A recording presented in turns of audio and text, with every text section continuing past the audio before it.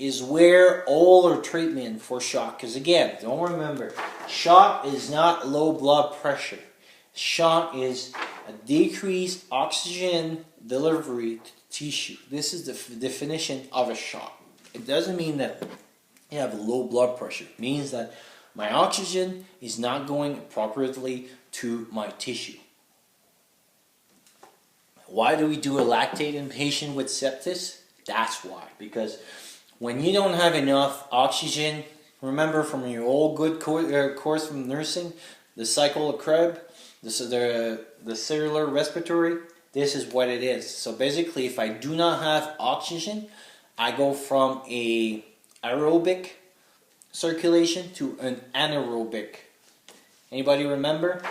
If you have O2, what do you do when you do the cycle of Krebs? It's about 32, 36 ATP and about 2 H2O. If you do not have oxygen, what you create? Lactic acidosis and only 2 ATP. That's why we measure lactate, and that's why lactate is a great management. When you start doing your management of your shock, you measure your lactate, do a serial lactate. So if you're seeing your lactate going down, then you're knowing that your therapy is going well. And you don't quite rely on the blood pressure as much as you're relying on your lactate. So you do a few lactates and you're seeing if you're doing, because sometimes your pressure could be good, but for example, your guts is one of the last thing that your circulation will recuperate. And a lot of studies have shown that a lot of people, for example, when they were doing resuscitation, they would stop the resuscitation because their blood pressure was okay, but their guts were still underperfused. And what was happening is basically you were killing your guts. So you would have guts issues. So basically you would have necrotic guts and hypertension, stomach hypertension, and abdomen hypertension. And then they would have complications with it. So preload, afterload contractility. A lot of people will use this one and will act only on this one. So when you have someone that has a shock and have a low blood pressure, and you do fluids, that's all you do. But all the other shocks, that's not helping. You don't want to just give fluids. Fluids is not the solution to every. It is a solution in some issue, but not in every issue. Another mistake that a lot of people do is the Trendelenburg. And if you want, and I'll put a link down, there's a great study, and actually a position statement, I think, by the doctors, the Canadian Emergency Doctors Association. And what they were saying is that basically the Trendelenburg position is bad for shock. Lifting the legs, sure you can, but it is so much, and I'll let you read the position if I can find it and put the links there. But it is a bad position, and yet they still teach us is like when somebody goes, flip the beds up, flap it up, but you're putting too much pressure. So you can lift their legs if you want, and actually I think Red Cross now and a lot of first aid, that's what they teach their people. It's not so much to put their heads like this, but just lift their legs to bring in a little bit the circulation. But it's to increase the preload. So let's clear that up a little bit, and let's go with the preloads, afterloads, and by the way, so now this video will be probably a two-part as I'm seeing now the time, but I think it's an interesting topic, so we'll do it. So sorry, but I like to listen to myself. Preload and contractility. Okay, so preload. Preload means the blood that comes before, well, basically, how much return do I have in my right atrium? That is the definition of preload. So how much stuff do I have in my things to start in it? And basically, you can ask yourself, when you get to someone in shock, 3 questions. Is it a pump problem?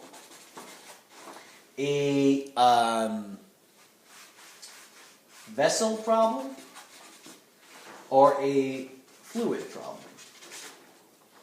That's how easy it is when you go for a shock.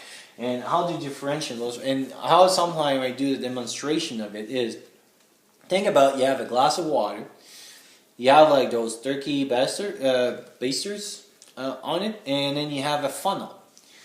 This is your funnel, this is your turkey baster, and this is your glass of water.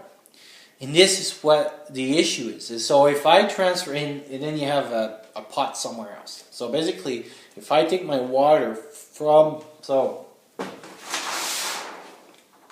got my glass of water, I got my turkey baster, and then I got my my funnel like this, and then I want to put it over here. So if this is empty, I can have the greatest squeeze I want over here, and I can have the big funnel. No liquid will go in. I don't have liquids over here. So this is my problem. So this is where I have to solve. I can have this glass fully full, this fully open, but if I don't give a good squeeze on my turkey baster, I cannot take that water out to bring over here. I don't have a good squeeze. Same thing. I can have the great water, great pressure here, but a very, very narrow funnel, and so then my fluid won't go over here, because don't forget that here it's time. So all this has to happen in seconds, right? Because, or a few seconds depending on what's your heart rate per minute. Because all this process has to happen, so let's say your heart rate is 100, all this has to happen 100 times a minute if your heart rate is 100 or 120 or whatever. So that's why greater your heart rate, fastest this process has to happen, less efficient it is, because I have to do this versus if I have a heart rate of 40, I can go like this, reflect and stuff. And this is the reason we slow down fast AFibs for that process, or also for people with MIs. This is another reason. So that's why you see like that formula really explain a lot of the treatments that we do. Okay, so we got this. So now that we understand this concept, let's go back to what we were talking about: afterload, preload, and contractility. There we go. So fluids. So this is easy, give fluid. But again, the right fluids. You don't want to give too much fluids. A lot of literature out there now for concepts, for example, in trauma, penetrating for sure blunt, they're still debating about it, but about what they call permissive hypertension. And what permissive hypertension means is that in the pre-hospital setting, in our little setting, we're almost like a pre-hospital as well, because we're never really the definitive set of care for those sick patients. We're going to transfer them to another environment.